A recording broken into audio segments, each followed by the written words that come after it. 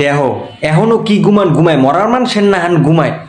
পরীক্ষার বাহি আছে কয়টা দিন, উঠতে একটু পড়তে টড়তে বইবে, ফজরের নামাজটা পড়িয়ে কি ঘুমানটা না ঘুমাইতেছে, এত বলে ঘুমায় মানুষের। ওঠো না তুই, দেখছো বাজে কয়টা, ঘড়ির টাইমের দিক খেয়াল আছে এবারে।